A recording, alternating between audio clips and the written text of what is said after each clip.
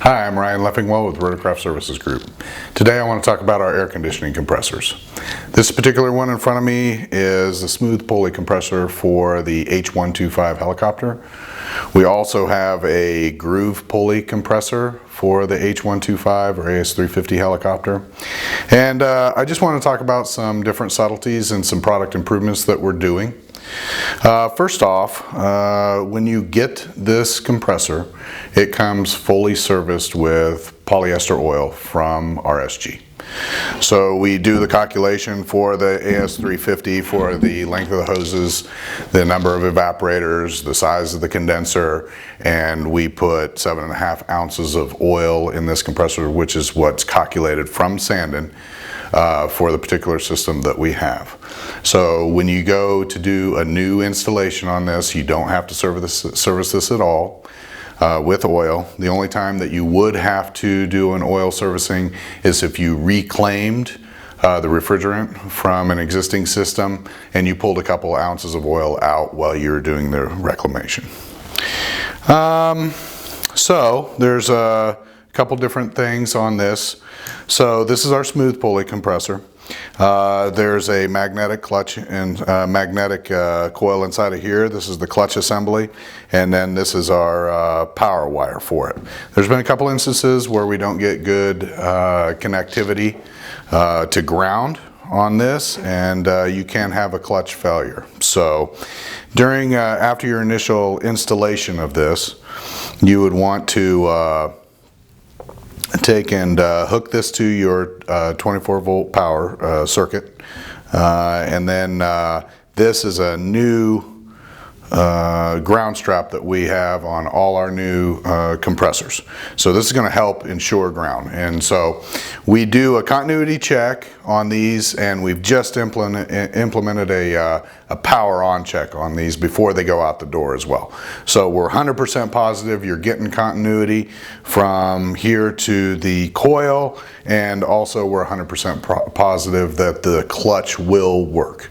Now occasionally, if you don't get a good connection on this power wire, or you're not getting a good ground, then your clutch is going to be either weak, partially engaged, where it'll slip and burn up a compressor quickly, or it won't work at all.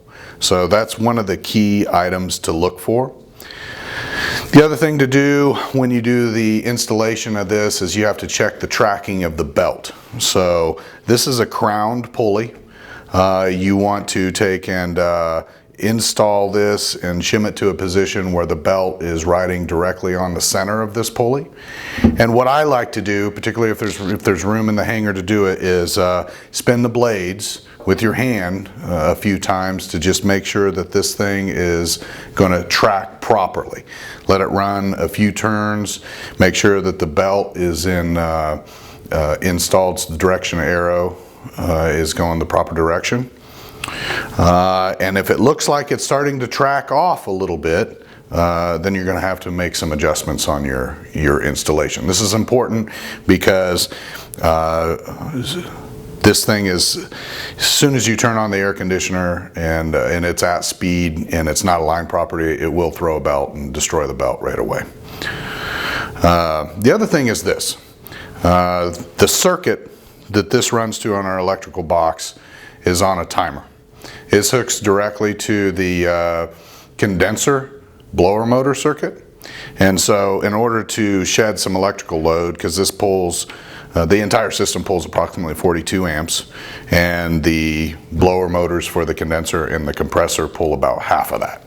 So it's wired in such a way where you turn the air conditioning on, your two evaporator fans will come on first, then 15 seconds later your clutch should engage, and then your condenser fan should engage as well.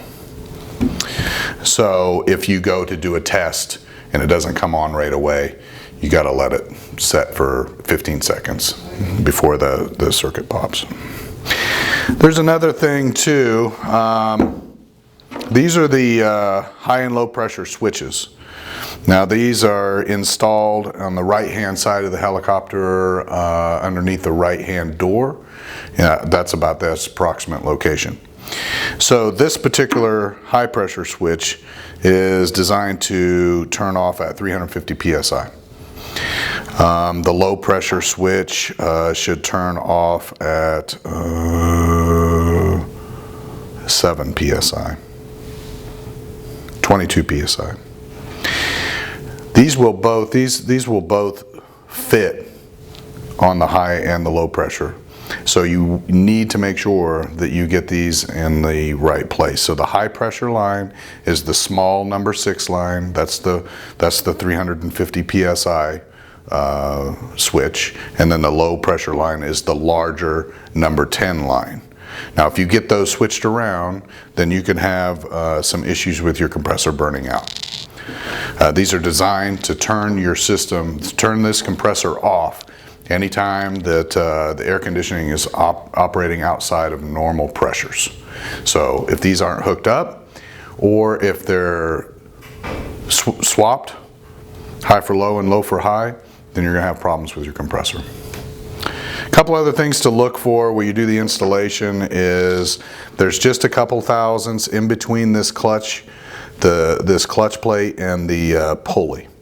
So you want to keep this really clean. You don't want to get any kind of oil contaminant to drip down inside of there at all, because once this clutch starts to slip, then it's going to burn up the compressor and clutch assembly really quickly. So you want to keep that really clean. The other thing is, during servicing,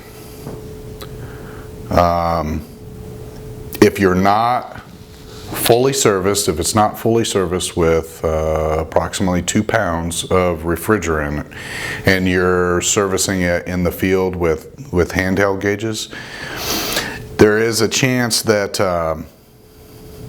you're going to want to watch the low pressure as you turn on the air conditioning. So in other words, if you only have 1 pound of pressure in it, what will happen is 1 pound of refrigerant in it, what will happen is it'll pull the low side down to 7 psi, and it'll turn this clutch to the off position. And then as the pressure naturally rises up to 22 psi, this switch will close again and it'll turn this on. And what you get is a rapid on and off, on and off, on and off. And that will burn this compressor up as well. So servicing is very important on this. You need to monitor your low pressure, make sure you're not dropping down and tripping on the low side, because it'll burn up this clutch assembly really quickly. Now the high pressure switch is tied into the 1 amp circuit breaker. So anytime you go past the high pressure switch, the 1 amp circuit breaker will pop and it won't come back on again until you go back and depress it. But the low side isn't. It's designed to reset itself. So you have to be careful on that in servicing. And any time that you suspect that you might be low on refrigerant. So the belt tensioning is 30 pounds for the groove belt and 50 pounds for the smooth belt. Now this is in our instructional material, and so it gives you a diagram on how to do the belt tensioning properly. And if you have any additional questions, our website is rotorcraftservices.com, and under customer support, you can bring up the customer support page. It has all our installation drawings, STC cover sheets, flight manual supplements, also our warranty policy, quality policy, and a lot of other information that you might find useful. And again, that's under the customer support page under Rotorcraft Services Group.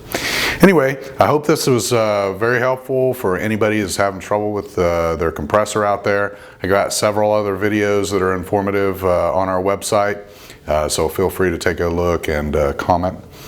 And I hope this helps.